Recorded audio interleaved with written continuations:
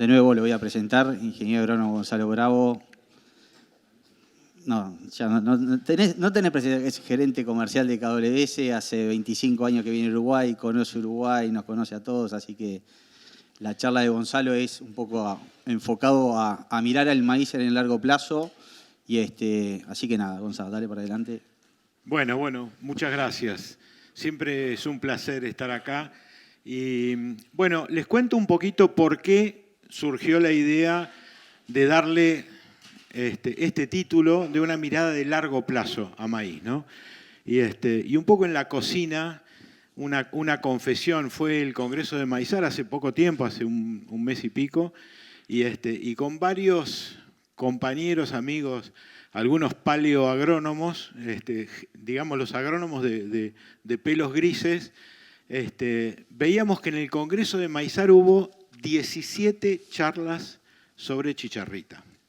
Y dijimos, ¿cómo puede ser que haya tomado semejante nivel de importancia una cuestión que, si bien es importante, no deja de ser una cuestión coyuntural y que muchas veces cuando nos concentramos, y esto nos pasa en todos los órdenes de la vida, cuando nos concentramos en las cuestiones del momento, muchas veces dejamos de prestar atención a las cosas que en el largo plazo son mucho más importantes o al menos son importantes. Así que la invitación fue repasar un poquito el maíz puesto en contexto.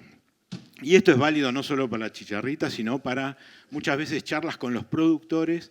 La producción agropecuaria sí o sí es una actividad de largo plazo. El solo hecho de que uno tiene, digamos, los resultados del trabajo que va haciendo, los va verificando en el tiempo, llama la atención que a veces se toman decisiones por cuestiones muy del momento. Así que esa es la idea, la invitación de poner al maíz en una visión más de perspectiva, más de largo plazo. Y para hablar de largo plazo, por supuesto hay que hablar de los contextos. ¿Por qué estamos tan en el corto plazo? Todos sabemos que la parte política es muy importante, hay un montón de personajes que nos llevan muchísimo tiempo en las conversaciones de todos los días y que tienen influencia sobre nuestra actividad. Y que no solamente a nivel local, digamos, también a nivel regional, Europa está poniendo cada día más trabas, digamos, a las importaciones, aparecen proyectos con argumentos, digamos, de la sustentabilidad, de la salud de los alimentos, digamos, del campo al tenedor. No podemos negar de que hay una guerra en Europa en este mismo momento y para colmo se echaron un par de vecinos fantásticos que influyen sobre todo esto, pero en realidad en la ecuación del resultado de la empresa agropecuaria, la política en realidad es un dato, básicamente es un dato porque poco podemos hacer para modificarlo. Nos distrae muchísimo, pero podemos hacer muy poco para modificar eso. En realidad, la invitación es trabajar sobre las variables que hacen a la ecuación, que son las cosas que sí podemos modificar, que tienen un gran impacto. Y básicamente, la ecuación agropecuaria, básicamente la podríamos resumir en precio por rendimiento menos costos.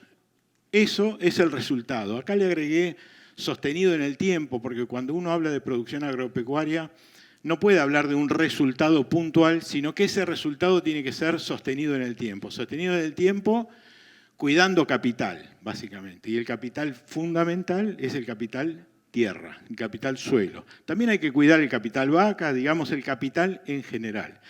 Por eso nosotros podríamos resumir la ecuación a la que más bolilla le tenemos que dar en estas variables.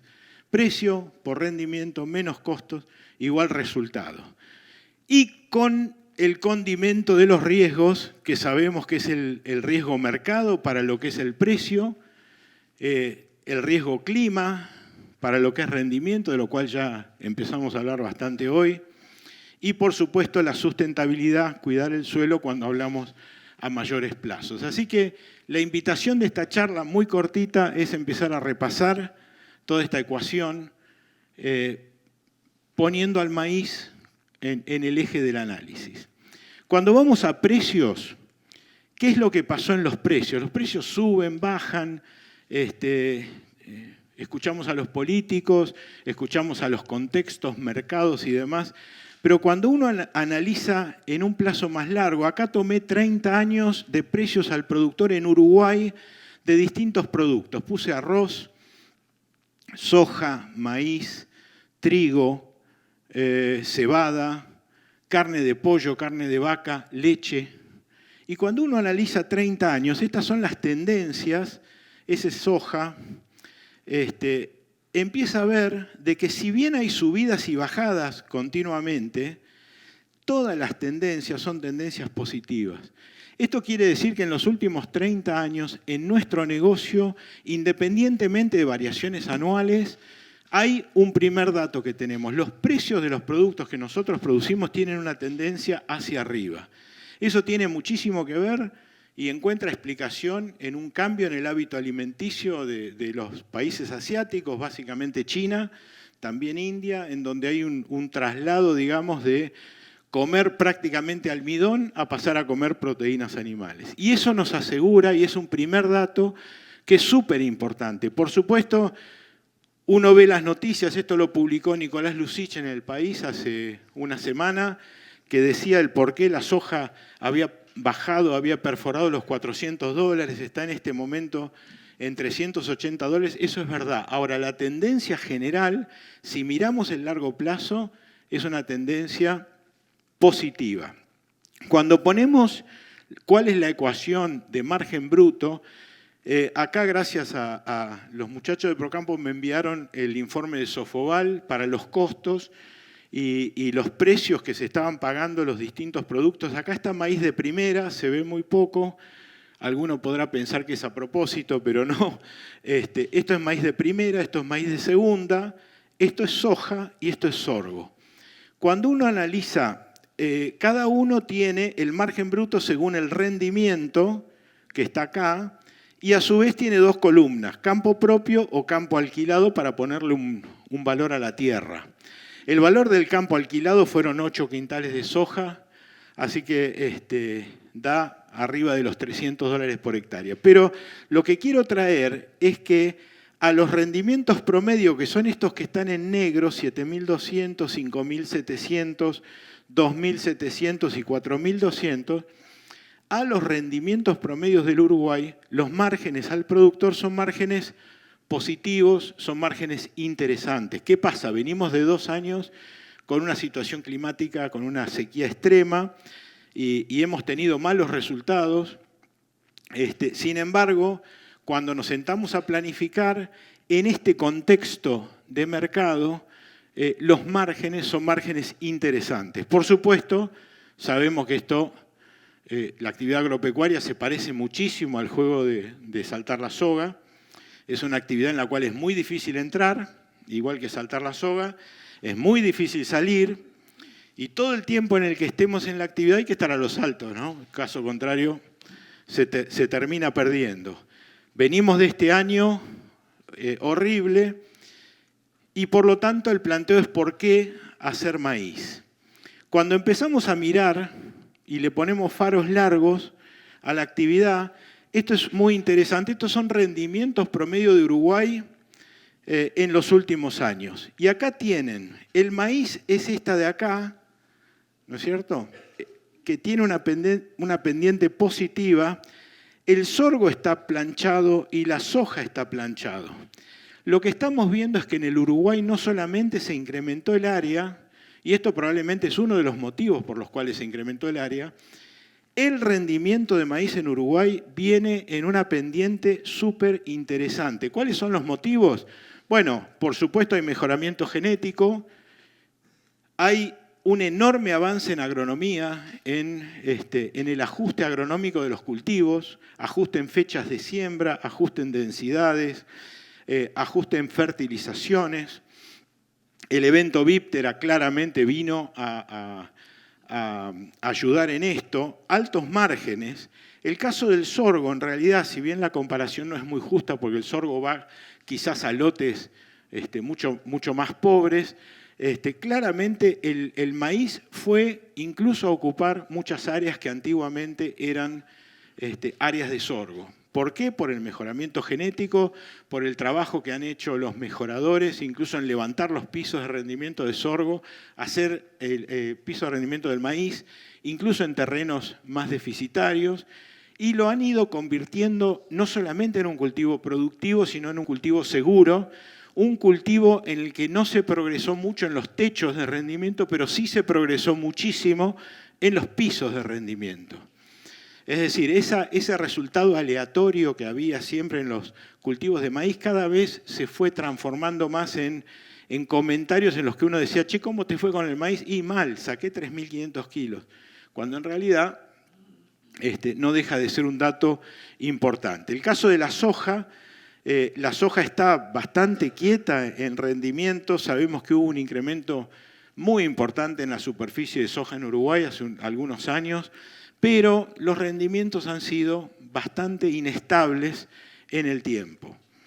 Por supuesto que cuando le ponemos el rendimiento del año pasado, esto nos rompe todo el análisis, por eso no lo puse en el anterior, pero solamente para hacer honor a la realidad, acá les pongo cuál fue el rendimiento del año pasado, que fue realmente espantoso, y esto viene a demostrar un poco una característica de la actividad agropecuaria, y es que por eso siempre hay que mirarla en el largo plazo, ¿no? Porque hay que mirar que en 10 años hay unos cuantos años normales, hay algunos buenos, algunos malos, algunos por encima de la media, otros por debajo, y siempre un año desastroso cada 10 va a haber. Por eso hay que ser cuidadoso. El año pasado se hicieron 187.000 hectáreas. ¿A qué punto fue mala la campaña del año pasado? Que se perdió el 47% de los lotes. Acá está cuánto se sembró y cuánto se perdió, tanto del maíz de primera y de segunda, como qué pasó con el secano y con el riego. Entonces, dato general, 47%. Se perdió la mitad de la producción de maíz del Uruguay, producto de la situación de extrema sequía. Ahora, cuando empezamos a abrir eso, vemos que se perdió un 21% de lo temprano y se perdió un 62% de lo tardío. Claro, el estrés afectó mucho más a lo que fue tardío que a lo que fue temprano. Y cuando miramos secano y riego, se perdió el 51% de secano y se perdió el 11% de riego. Claramente el riego resultó una ayuda para evitar esto. No tenemos que olvidar cuando miramos en largo plazo el tema rotaciones, siembra directa, muestreo de suelo, no solamente la fertilidad, evaluar y fertilizar de acuerdo a la disponibilidad que tiene el suelo, pero sobre todo de acuerdo a nuestra expectativa de producción, y tenemos que reponer lo que estamos extrayendo del suelo. Y acá tenemos una asignatura pendiente, como voy a mostrar ahora en un ratito. Y además, también tenemos que muestrear para resolver el problema de la compactación. Nosotros hemos entrado en siembra directa, que fue una cosa fantástica para los suelos. Nos permitió manejar mejor el agua, evitar las pérdidas de agua. Nosotros hace no muchos años estábamos muy preocupados por la erosión eólica, la erosión hídrica. La siembra directa vino realmente a revolucionar nuestra agricultura. Por supuesto que tiene un 2.0 la siembra directa.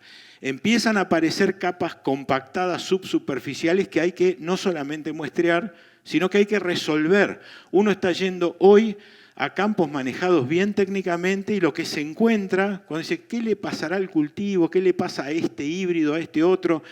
Y por ahí uno mete la pala y se encuentra una capa compactada subsuperficial. Eso hay que diagnosticarlo y hay que resolverlo. Cuando uno tiene una capa compactada, hay que pensar que la raíz normalmente no puede pasar por ahí.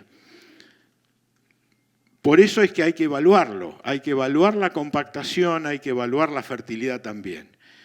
El otro motivo, que es muy, muy importante, es que se hacía tradicionalmente muy poco maíz y sorgo en Uruguay.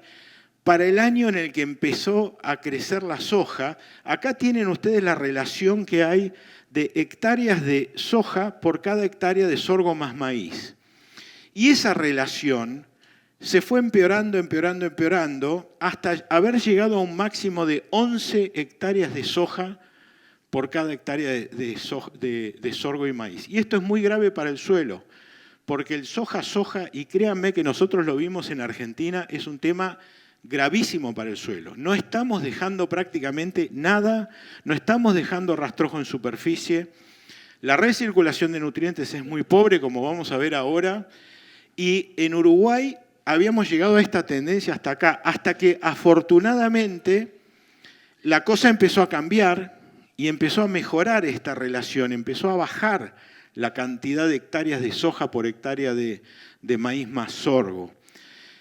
Por supuesto, hay que poner un despertadorcito. La curva negra es qué es lo que pasó en Argentina. En Argentina tuvimos una década espantosa con esta relación y la pagamos en la pérdida de productividad de los suelos. Y les pongo este despertador porque si bien ha mejorado muchísimo estos últimos años, acá estamos en 11, hoy todavía estamos en 4. Acá fue gracias a la gira que estuvimos haciendo, estuvimos con el nombre de Fucrea. Con Pablo, y estábamos discutiendo y me decía, está muy bueno el cuadro, el anterior que estaba mostrando. Me dice, pero también tenés que considerar los verdeos de invierno, y lo cual es cierto, porque hay que meter en el análisis también el trigo y la cebada, así que hice el mismo cuento, agregándole el trigo y la cebada, y acá tienen el resultado. Fíjense que la relación de Uruguay, gracias a la cantidad, Uruguay es el naranja, la relación era muy buena. Acá estamos hablando de 1 en relación. Acá es hectáreas de soja sobre hectárea de maíz, sorgo, trigo y cebada, ¿no es cierto? Sobre soja sobre los que dejan residuo en el suelo. Y fíjense que venía incluso mucho mejor que la Argentina. ¿Hasta cuándo? Hasta la explosión de la soja en Uruguay. Y después de eso empieza a mejorar nuevamente gracias al incremento que hizo el Uruguay de superficie de maíz, muy probablemente a costa un poco también de la soja, ¿no? Así que esto es saludable, esto es muy importante, esta relación, seguir en esta tendencia es muy importante. Bueno, esto no es exactamente lo mismo. Estas son las hectáreas de maíz en Uruguay y la línea roja es la producción. Fíjense que en este último año fue el año de las 187.000 hectáreas con una producción bajísima.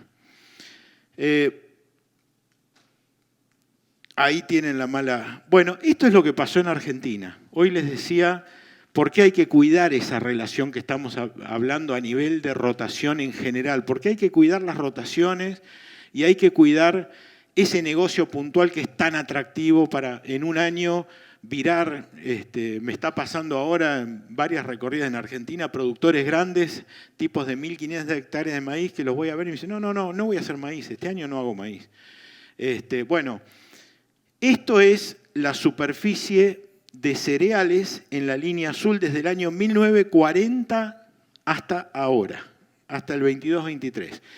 Fíjense que en general, esto es cereales, que es maíz más trigo, más cebada, se ha mantenido arriba de las 15 millones de hectáreas durante muchos años. Hasta acá empieza a bajar a costa de que el rojo son las oleaginosas. Ahí está el girasol y está la soja. Fíjense, menos de 5 millones de hectáreas, hasta que acá hay un punto de inflexión que es la aparición de la siembra directa, de los cultivos transgénicos. Acá empieza a aparecer la soja RR, que vino a realmente tener una explosión tremenda en superficie, hasta este año, que fue el año que le sacaron la retención al maíz, y afortunadamente el maíz duplicó su superficie, pasó prácticamente de 4 a 8 millones de hectáreas y la soja bajó de 20 millones de hectáreas a 16 millones. Y esto resultó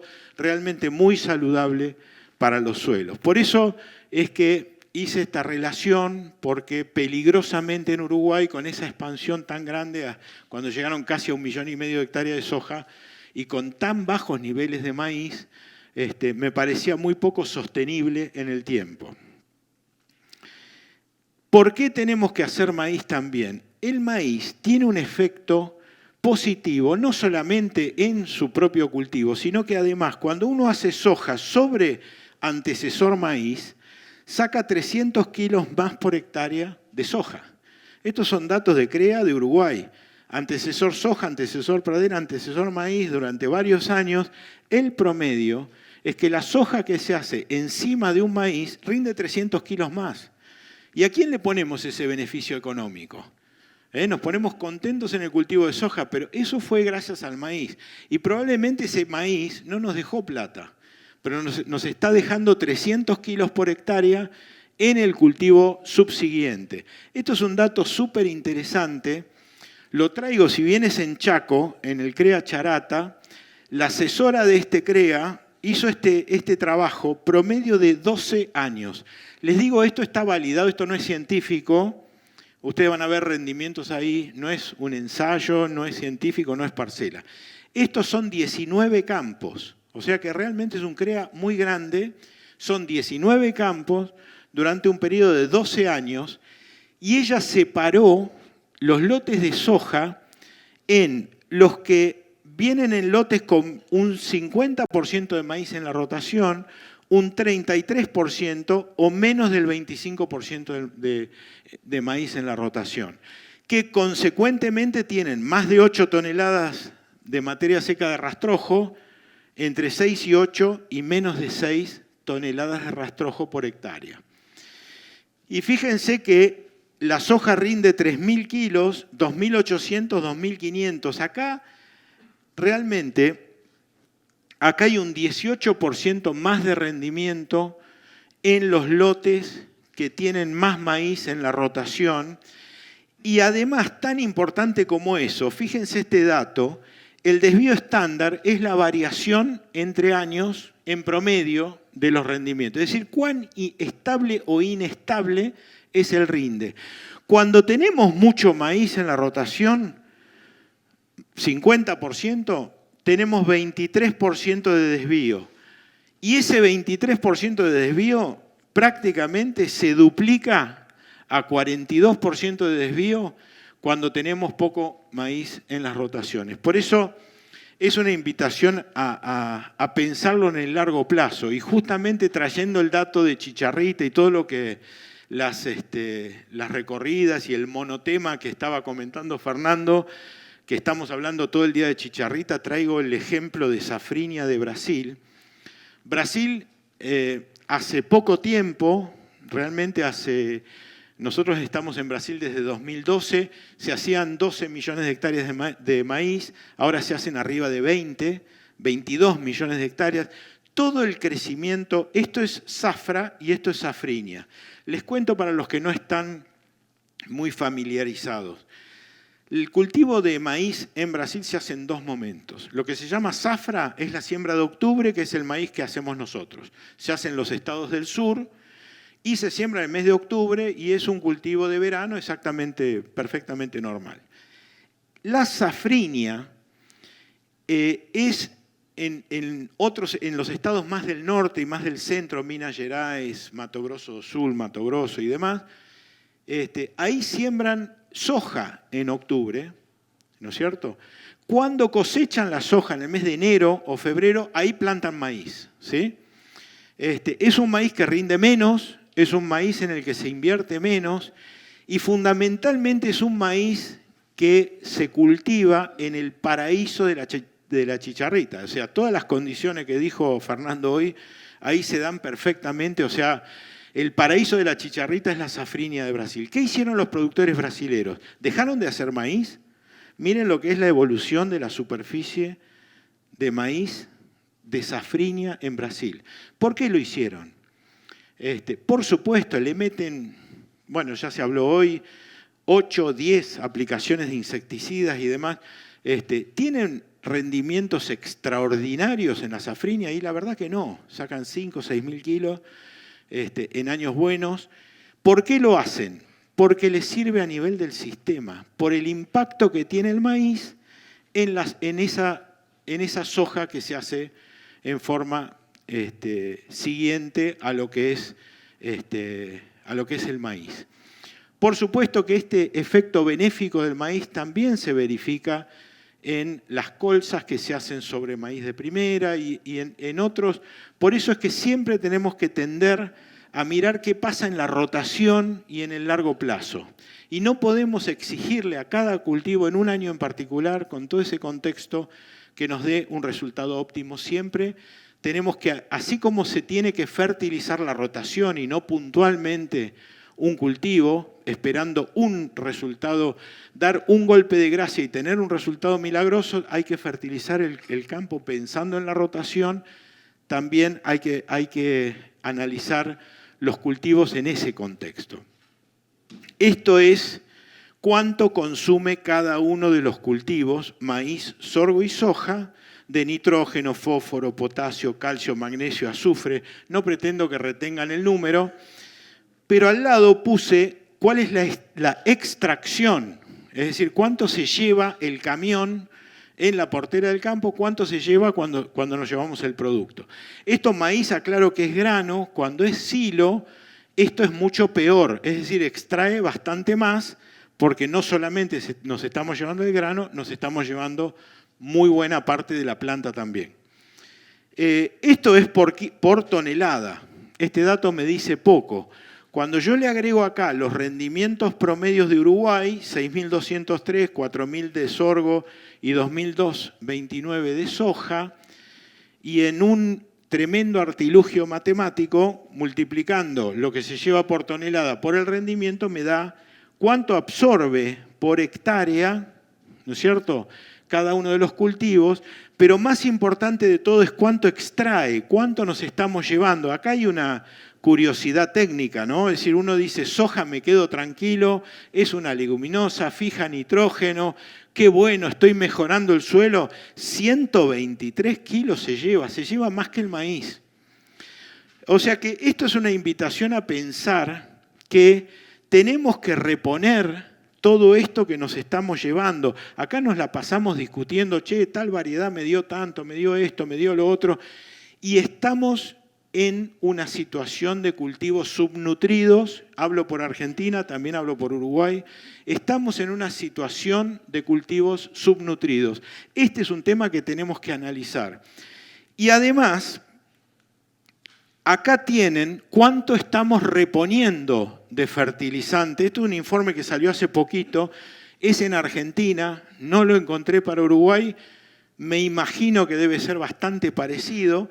Esto es nitrógeno más fósforo más azufre, y este año, fíjense que llega a una reposición del 88%, pero esto no es porque se fertilizó más, esto fue porque fue el año de la sequía y los cultivos no rindieron nada. Entonces, para mí me preocupó muchísimo esto. ¿Por qué? Porque si en un año en donde los cultivos no rindieron nada, ni siquiera le repusimos, porque estamos en 88, ¿qué quiere decir? Estamos reponiendo entre el 60 y el 70%. Acá, si lo quieren abrir un poco, esto es nitrógeno, 60-70%. Acá está el fósforo, bastante más estable. De vuelta, este es el año que no rindió nada. Esto es azufre, alrededor del 25-30% lo que estamos reponiendo. 25 a 30%. Un solo comentario. Esto estamos hablando de reposición de minerales al suelo, ¿sí? Cuando uno hace una actividad y se lleva minerales, no es agricultura, ¿no? Eso es minería. Cuando uno se lleva minerales, es minería. Para que sea agricultura, hay que devolver. ¿Para qué? Para que el capital suelo sea siempre el mismo. Si no hacemos eso, discutir cualquier otro tema, la verdad, no tiene mucho sentido. Sí.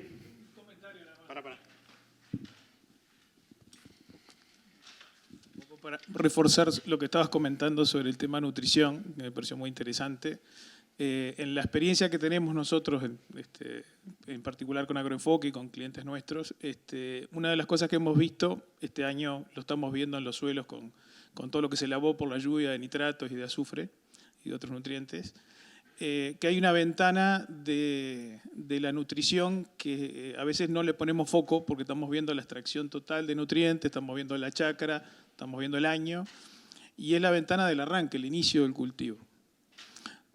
Ahí hemos trabajado en dos vetas, explorando dos vetas de trabajo. Una es aportarle el nitrógeno estabilizado al cultivo, al maíz, en el momento del barbecho, con un glifosato o algo, utilizando nitrógenos estabilizados.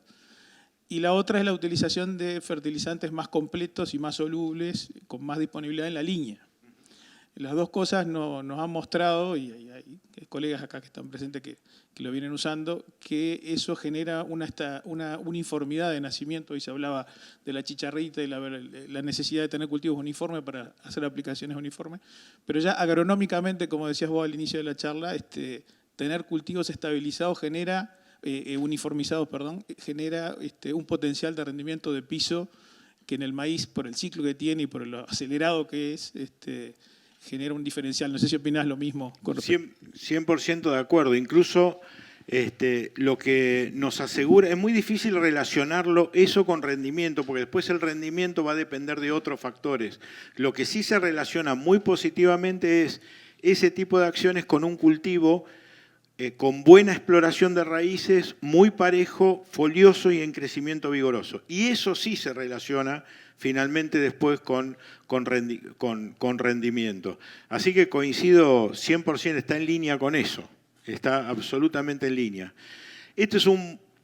Traje esto porque encontré que FUCREA tiene este lindo proyecto que habla de la conservación del capital natural en la nueva agricultura, es decir, cómo podemos conservar el capital, que hablando de capital estamos hablando de suelo, en la nueva agricultura, que es el desafío. Obviamente que la conservación es posible, pero en un contexto de ganar plata, ¿no es cierto? Eso está claro. La principal sustentabilidad de cualquier empresa es que sea viable desde el punto de vista económico. Pero ese es el gran desafío. Es decir, cómo conservamos el capital natural, ¿no es cierto?, pero con la nueva agricultura que implica el desafío de la alta productividad. Y los primeros resultados, que está chiquitito acá abajo, es que es posible hacer eso, y acá detallan el cómo, y el cómo lo pongo más grande acá para que se lea, es rotando cultivos, incluir especies perennes, pasturas, muestrar y fertilizar. Así que, bueno, creo que este es el desafío, es una invitación a salir del año en puntual y pensar en el largo plazo, pensar en la rotación más que en el cultivo, pensar en el periodo más que en el año, y creo que la gente que hace agricultura y sobre todo los que hacen ganadería tienen esa forma de pensar, pero en un año en el que está primando la inmediatez, me pareció interesante traerlo como simplemente para la reflexión. ¿Qué hacemos con la chicharrita? ¿No? ¿Qué hacemos este año con la chicharrita? No tenerla en cuenta es una locura. Eso estamos todos de acuerdo. Ahora, que sea el principal factor para decidir si hacemos maíz o no, es peor que una locura. ¿Por qué? Porque ya el contexto cambia. Lo que mencionó Fernando hace un rato, esa tormenta perfecta que fue, vieron ahí, la ausencia total de heladas, no solamente la falta de frío, el hecho de que los productores venían de 2 años de sequía, por lo tanto todos los tamberos de la zona central, sobre todo en Argentina, que fue el epicentro, ellos empezaron, por la necesidad de pasto, la necesidad de fibra que tenían para los tambos, empezaron a sembrar maíz en el mes de septiembre. Sembraron en septiembre, en octubre, en noviembre, en diciembre, en enero, incluso en febrero llegaron a sembrar maíz. O sea que hubo maíz toda la vuelta. No hizo frío. Se sembró maíz todo el tiempo, y lo más importante de todo es que ninguno estaba advertido de este problema. ¿Por qué este año esperamos que no ocurra ese escenario tan malo? Bueno, primero aparecieron los monitoreos que el año pasado no estaban. Esto es el primer resultado, apareció la semana pasada. Esto que ven acá son las heladas que hubo en la olita polar que tuvimos, y esto es la población de chicharrita. Hoy la lectura de chicharrita es 0. Hay algunos que están cuestionando, y con mucha razón, el tema del muestreo, porque los muestreos se hacen con las tarjetas pegajosas, que están bien, y también se hacen con la red, ¿no es cierto? Pero la red se está haciendo sobre verdeos de invierno, y como bien dijo Fernando, el hecho que esté arriba de un verdeo, la chicharrita no está comiendo ahí, que ahí es donde estaría bueno muestrear sobre el verdeo. Si comiera ahí, es lógico. Pero no está haciendo eso, está tratando de sobrevivir nada más. Así que probablemente no esté en ese verdeo de invierno, capaz que está en el monte, abajo de un árbol, abajo de las hojas del monte o en cualquier otro lado. Sin embargo, sí se está viendo de que hay una disminución muy importante. Por otro lado, esas mismas heladas mataron completamente al maíz guacho. Lo que dijo Fernando claramente, la temperatura que favorece a la chicharrita es la misma temperatura óptima del maíz. O sea, con todo este frío se mueren las chicharritas y también se muere el maíz, lo cual es un buen dato. Así que esperamos que esto no vuelva a ocurrir. También un comentario, creo que de alguna manera el hecho de que todo en Sudamérica, el maíz casi en un 100% sean maíces transgénicos, también influyó en la gravedad del problema del año pasado. El hecho de que el maíz sea transgénico, que tenga el gen BT adentro, hizo de que los productores dejaran de hacer aplicaciones de insecticidas, ni siquiera mirar insectos en maíz, porque al ser transgénicos son inmunes. Y también el hecho de que todos los maíces sean RR, lo que estuvimos haciendo fue crear plantas guachas inmortales, ¿no? Es decir, le pasamos glifosato en un barbecho y no lo matamos nunca, y si hablamos de un maíz en lis, peor todavía. Ahí sí, incluso resisten un graminicida, con lo cual de alguna manera estamos provocando eso. La tenemos que manejar. ¿Cómo? Bueno, genética, usando híbridos de buen comportamiento. Ojo, no solo los tropicales, lo que mostró Fernando es muy interesante. La buena noticia de todo esto es que fue tan grave el ataque que les permitió a ellos, a la gente de desarrollo y de investigación, hacer un paneo perfecto de ver el comportamiento de cada uno de los híbridos. Lo que se ve es que hay una respuesta genética, hay variabilidad y hay respuesta. Por supuesto, como muy bien dijo él, esa respuesta no quiere decir que nosotros tengamos que salir a buscar al top, el que mejor resiste la chicharrita. Pues les doy la noticia, el híbrido que mejor resiste la chicharrita es un híbrido tropical que efectivamente resiste la chicharrita, pero ustedes lo van a sembrar en Colonia pretendiendo cosechar maíz, no lo van a cosechar nunca, porque es un maíz tropical que no sirve absolutamente para nada acá. Sirve muy específicamente para silo, en algún planteo, que eso hay que conversarlo después con los técnicos, pero por eso no usen solamente chicharrita como factor de decisión. Chicharrita es un factor más a tener en cuenta en el combo de todas las cosas que tenemos que pensar. Monitorear la plaga antes de la siembra. Esto el año pasado no se hizo, este año sí se va a hacer, entonces ya estamos en una situación mejor. Usar semilla tratada, controlar los maíces guachos, no solamente a escala de la región, a escala del predio, sino también a nivel regional. Es decir, acá tiene que haber una conciencia, hay que tratar de ver, nos tiene que llamar la atención algún lote, si lo estamos viendo muy sucio de maíces guachos, bueno, ahí amiguémonos con los vecinos, como decía Fernando por ahí. Hacer un monitoreo profesional y eventualmente tratar con insecticidas, esto también va a ser necesario hacerlo, esto el año pasado no se hizo, hay que estar preparado con eso, tener averiguado. Si vemos que hay chicharrita y decidimos sembrar, también vamos a estar ajustando la fecha de siembra, probablemente cambiemos de alguna manera fecha de siembras también. Diseñar un buen cultivo. fecha de siembra y densidad de siembra para llegar a un buen resultado, fundamentalmente fertilizar. ¿Por qué? Porque todos sabemos que nos pasa a nosotros con las enfermedades, si estamos bajos de defensa, nos agarra cualquier viento, somos mucho más sensibles a cualquier otra cosa, a las plantas les pasa exactamente lo mismo. Es decir, a perro flaco nunca le faltan pulgas, a plantas subnutridas tampoco. Así que motivos para pensar y para compartir entre nosotros, motivos de corto plazo para hacer maíz. Tiene un buen margen económico en Uruguay, tanto para grano como para silo. Es decir, yo traje el margen en grano, si lo hacemos por costo de materia seca, digestible o costo de materia seca para alimentación animal, ponderando la cantidad que produce y la calidad que produce. La disponibilidad de grano para la ganadería, que es una cosa fantástica, generar un buen cultivo antecesor para la rotación, acá dije para la próxima soja, para cualquier cultivo es un mejorador, el maíz es un mejorador de rotaciones. Producir un recurso plástico, cuando uno hace maíz, tiene 1.000.000 de posibilidades. Incluso hasta cuando fracasa el cultivo, se lo doy al vecino que se lo da de comer.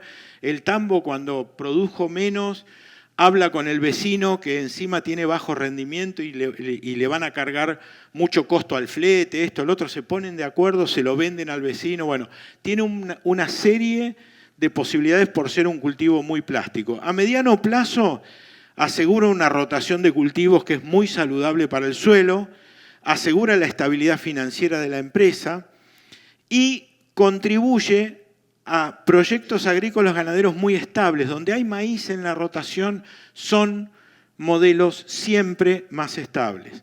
En el largo plazo, asegurar el valor tierra, no menor, potenciar a nivel empresa, región y país la producción secundaria, no solo de alimentos, también en el largo plazo de energía.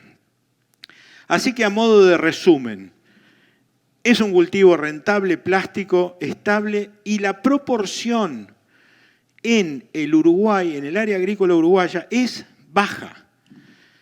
Ayer estábamos charlando, pasó de 180 a 300.000 hectáreas. Sigue siendo poco, sigue siendo muy poco. En un país que hace 1.300.000 hectáreas de soja, no sería ninguna ridiculez hacer 600.000 hectáreas de maíz. Es decir, parece rarísimo que Uruguay recién se haya hecho independiente de la necesidad de maíz y que haya sido importador de maíz durante tanto tiempo. Un país con tanta ganadería, con tantos usos alternativos, debería ser un exportador más de maíz, con el beneficio que da para los suelos, con el beneficio que da en todas las rotaciones. El complejo de achaparramiento, que confieso que a Fernando pone constant, no porque porque le encante que lo escuchen hablar inglés, sino por su nacionalidad cordobesa, pues dice achaparramiento, es un fenómeno que tenemos que manejar y tenemos medidas para poder producir en forma rentable con este problema. Metámoslo al problema, no nos hagamos monotemáticos con la chicharrita. Se progresó muchísimo en el aspecto técnico del cultivo, o sea, hoy el maíz en Uruguay rinde mucho más de lo que rendía hace 5 años, mucho más. Y el cultivo a nivel nacional está subnutrido, no solamente en años buenos, sino también en años malos. Uno dice, no, pero si gasto fertilizante y mirá si hay seca y esto. Cuando hay seca, el cultivo fertilizado anda mejor que el no fertilizado. Créanme que el maíz le falta más agua también en un año seco. Lo primero que tiene que tener el maíz son raíces. Para que el maíz tenga raíces, tiene que ser, bueno, como hoy comentaba él, tiene que estar parejo, tiene que crecer. Sufre muchísimo de la competencia entre plantas cuando tienen estados de desarrollo distintos. Tienen que estar todos iguales, parejitos y firmes cuando arranca el cultivo.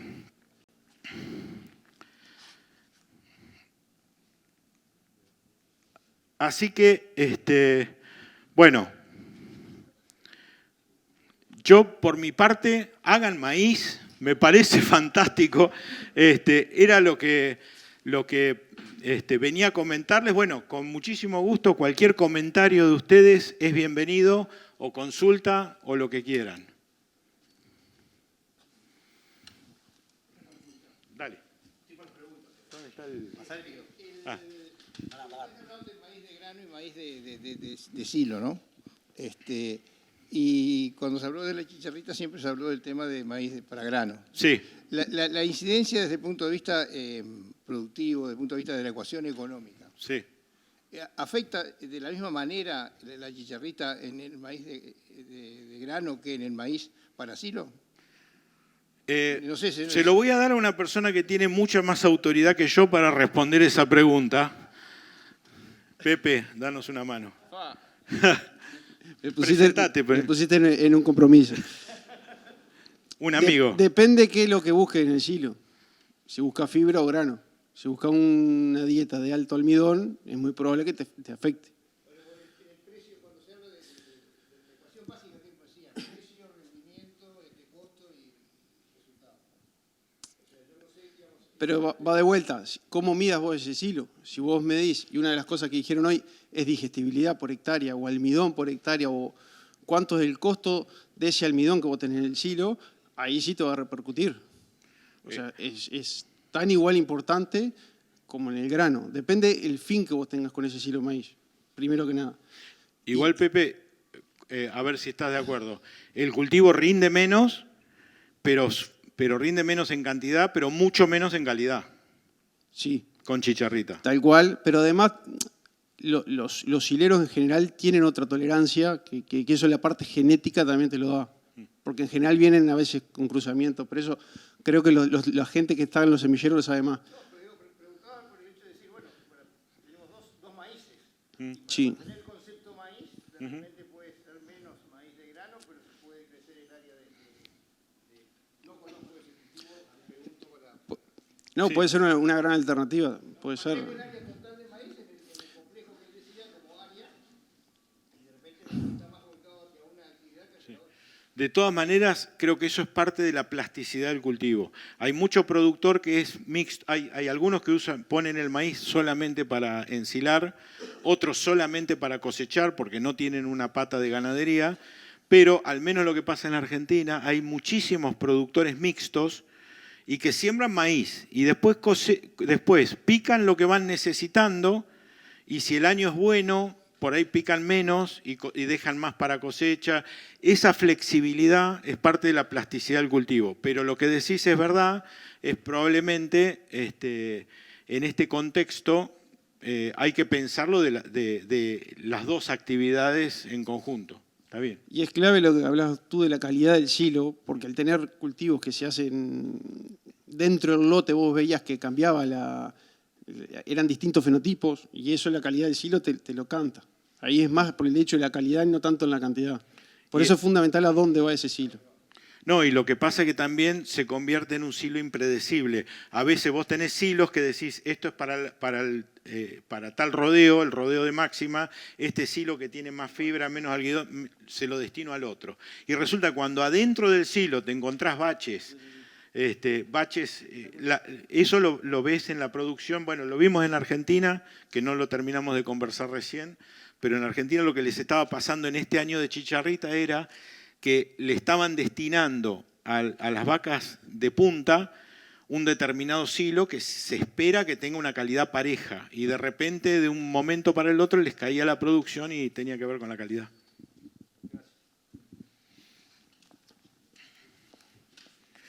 Bueno, es todo tuyo. Los pedidos. Ahora. Gracias. Los pedidos. Ahora. La nota de pedido.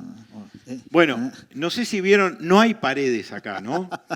Esto en realidad hay talonarios de pedido con remitos que con muchísimo gusto se pueden llevar las paredes de acá. No es que haya una finalidad comercial en este nivel de charlas, ¿no? Es decir, esto es una charla técnica y de pensar largos plazos, ¿no? Pero el largo plazo bien puede ser hasta la pared. No tan largo, claro. Tampoco. Bueno, no, muchas gracias. Gracias a todos. Bueno, gracias Gonza, gracias Fernando. Fernando se tuvo que ir porque tenía barco, así que bueno, agradecerles a todos. La verdad que fue una semana bien intensa para todo el equipo. Nada, un poco era la charla básicamente esta, digo, ver el maíz en el largo plazo. Tenemos la chicharrita, vamos a tener que convivir, vamos a tener que monitorear. Los técnicos de Procampo son los que van a tener que sentarse a hablar con el productor, con el distribuidor. No solo hablamos de genética, hablamos de nutrición. Está la gente de Agroenfoque que también es especialista en nutrición. Ellos también se tienen que sentar a hablar con los productores porque hay una falta de nutrición en los cultivos que es necesario hacerlo. Así que nada, la invitación fue generar estas charlas, estas semanas que tuvimos en Mercedes, en Salto, Paysandú, Colonia y hoy estamos terminando acá. Y bueno, y posicionando el maíz en donde tiene que estar, que creo que es en todos los campos del Uruguay, en todas las rotaciones, ya sea para silo, para grano, con todas las etapas que lo dan. Así que agradecerles a todos. Bueno, primero que nada, agradecer a todos ustedes porque están acá, porque muestran interés, porque acompañan, o sea, no porque nos acompañan hoy, sino porque hace 34 años que armamos esta empresa y siempre gracias a ustedes estamos acá. Creo que esa es la parte que para nosotros es más importante. Nosotros crecemos porque hay un motivo, porque todos los años, sin querer, aparecen problemas, aparecen chicharritas, rollas, la roya de la soja. Siempre hay problemas que parece que se acaban los cultivos. En la Fomopsis tuvimos la roya negra. Teníamos el mayor porcentaje de semilla de maíz del país en Procampo y apareció la roya negra y nos hizo desaparecer. Pero eso es un motivo de crecimiento, es un motivo de investigación, de juntarnos todos. Ahora hablaba Alfredo del llamado de INE a todas las empresas a ponerse para ver cómo controlar la chicharrita. Digo, no hay que darle más tamaño de lo que tienen los problemas, hay que ocuparse, hay que hacer cosas y darle valor, como decía Gonzalo, valor a lo que hacemos todos los días, a los cultivos, al desarrollo, a ver la rotación, ver el tema de nutrición.